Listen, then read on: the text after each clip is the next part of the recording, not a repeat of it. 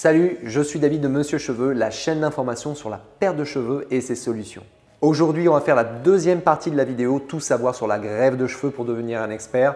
Si vous n'avez pas vu la première vidéo, je vous invite à la regarder évidemment. Vous aurez le lien qui se situera en dessous de cette vidéo. Et si vous souhaitez aller plus loin sur le sujet, vous avez vu cette première vidéo, eh bien, regardez celle-ci puisque on va aborder un certain nombre de questions sur la greffe de cheveux. Et on va commencer tout de suite. Doit-on se raser la tête pour cette intervention? Alors de manière générale, oui, on se rase la tête. Il y a quelques cas dans lesquels on ne va pas nécessairement couper. Par exemple, dans la bandelette, quand on extrait, on n'a pas nécessairement besoin de raser.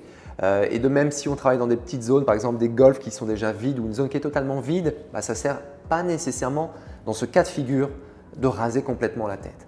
Maintenant, au niveau de la FUE, pour pouvoir extraire dans la FUE, il faut qu'on rase la zone dans laquelle on va extraire parce que ces follicules, on ne peut les extraire que quand ils sont à 1 ou 2 mm. Donc, il faut raser au moins l'arrière et les côtés. Maintenant, la zone qui va se situer sur le dessus de la tête. Si les zones sont totalement vides, il n'y a pas besoin de raser autour de ces zones. Si par exemple, vous avez juste la zone avant ou les golfs, on ne va pas raser tout l'ensemble de la tête nécessairement, sauf si d'un point de vue esthétique, on rase les côtés, on rase une zone, dans ce cas-là, on va raser l'ensemble, mais il peut y avoir quelques cas dans lesquels on peut se passer du rasage. Mais de manière générale, dans 90% des cas, oui, on rase la tête parce que c'est un intérêt, c'est un double intérêt. Le premier, c'est que c'est beaucoup plus simple pour le docteur qui va pouvoir avoir plus de visibilité sur le cuir chevelu.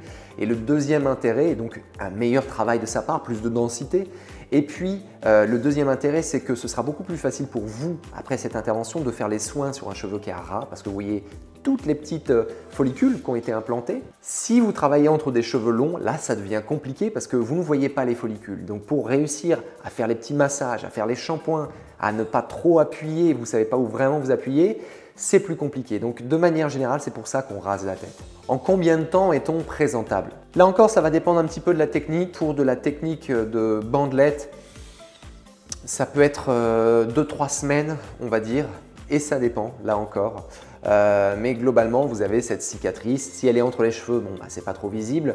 Mais maintenant, il y a des rougeurs sur le cuir chevelu. Et quand on a utilisé une technique où on fait des pré-trous, eh bien, vous avez des rougeurs et peut-être des gonflements pendant un certain temps. Il faut compter 2-3 semaines, 3 semaines à peu près. Quand on utilise la technique FUE et notamment la technique FUE DHI, on va plutôt être sur 7 à 10 jours. Et pour certaines personnes, déjà le 3e ou 4e jour, eh bien, on n'est même pas en mesure de dire qu'une intervention a été faite, si ce n'est que le cuir chevelu est à ras.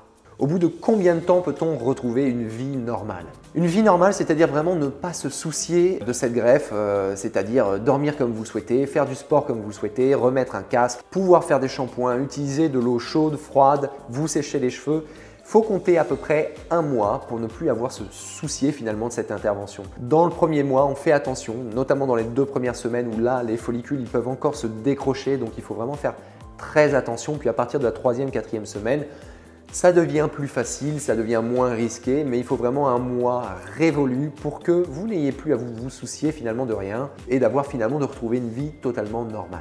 Est-ce que la greffe de cheveux laisse des cicatrices? Eh bien, ça dépend. Vous avez donc la première technique de bandelette. Clairement, là, on extrait du cuir chevelu et on fait une suture. Donc, nécessairement, il y a une cicatrice qui peut être plus ou moins visible. Il y a des cas où c'est vraiment des énormes cicatrices et puis d'autres où la cicatrice est très fine, mais il y a donc bien une cicatrice. Dans le cas de la FUE, quand on utilise un punch qui est inférieur à 1 mm de diamètre, là, on peut avoir des petites traces et en fonction de ce qu'on a extrait, est-ce qu'on a extrait énormément de follicules ou est-ce qu'on a extrait de manière raisonnable, il va y avoir un petit piqueté, des petites traces qui sont beaucoup moins visibles qu'une énorme cicatrice et quand c'est bien réalisé, que c'est fait sur un ensemble de manière homogène, on ne voit pas beaucoup. On peut voir des petits points de dépigmentation quand vous êtes en dessous de 2 mm, mais passer 2, 3, 4 mm, c'est assez rare. Et ce qui est intéressant, c'est que vous avez une technique qui s'appelle la dermopigmentation, qui est comme un petit tatouage qui permet, sur des cas de cicatrices de bandelette ou de FUE, quand on a ces petits points de dépigmentation, eh bien, de les couvrir tout simplement en mettant de la couleur. Et ça permet de retrouver quelque chose qui est homogène avec votre chevelure, même quand vous êtes à 2 mm ou en dessous de 2 mm. Donc, on peut quand même résoudre ce problème de cicatrices ou de petits points de dépigmentation. Peut-on faire plusieurs greffes? Peut-on faire autant de greffes qu'on le souhaite? C'est un peu ça la question. Alors, oui, on peut faire plusieurs greffes dans sa vie parce qu'une zone donneuse, généralement, ça va dépendre aussi de la grandeur de cette zone donneuse qui est sur l'arrière et les côtés, mais on peut faire 2-3 greffes à partir d'une zone donneuse, parfois un petit peu plus. En revanche, comme je le disais, la zone donneuse, quand on prélève dans cette zone, eh bien, ces follicules ne vont pas repousser. Donc on ne peut pas en faire autant qu'on le souhaite parce qu'il n'y a pas vraiment de régénération dans les zones dans lesquelles on extrait, mais on peut en faire plusieurs. Donc plusieurs, oui. En refaire de manière indéterminée et multiplier les interventions, non. Donc, pour résumer, oui, on peut faire plusieurs greffes. En revanche, on ne peut pas faire autant de greffes qu'on souhaite puisque la zone donneuse, elle n'est pas infinie. Il veut dire qu'il y a une limite dans cette zone donneuse. Est-ce un médecin qui réalise la greffe? Eh bien, ça va dépendre si vous le faites dans un centre médicalisé ou un centre non médicalisé. Et de manière générale, quand même, un médecin est présent, soit dans la clinique, soit dans la salle d'intervention, soit c'est lui qui fait votre intervention. Mais dans beaucoup de cas, ce n'est pas nécessairement lui qui réalise la greffe. Donc, comme il y a de l'anesthésie locale et qu'on vous donne un traitement médicamenteux, il vaut mieux qu'il y ait un médecin. Et moi, je préfère que ce soit un médecin qui fasse la greffe de cheveux, mais dans énormément de cas, que ce soit en France ou à l'étranger, vous avez un médecin qui supervise une équipe de techniciens qui parfois sont médicalisés, c'est-à-dire que ça peut être des assistants médicaux ou on va dire des infirmiers, des infirmières, et parfois ce sont juste des techniciens, praticiens qui n'ont pas de bagage médical. Donc ça va dépendre de là où vous faites votre intervention. En combien de temps on obtient le résultat? Eh bien, le résultat d'une greffe de cheveux, il est final entre 12 et 14 mois après une intervention pour qu'on ait vraiment tous les follicules qui aient fait un cycle et qui aient fait repousser leurs cheveux. Ça ne veut pas dire que vous ne pouvez pas avoir un résultat plus tôt. Le résultat, vous pouvez commencer à avoir quelque chose d'intéressant entre 4 et 6 mois, mais dans une majorité des cas, on estime que la repousse finalement de cette intervention, elle est finale entre 12 et 14 mois. C'est-à-dire que les follicules ont fait pousser tous leurs cheveux, ils se sont tous développés, en tout cas ceux qui ont été implantés. Peut-on retrouver la même chevelure que quand on avait 15 ou 16 ans? Eh bien, en fait, ça dépend un petit peu.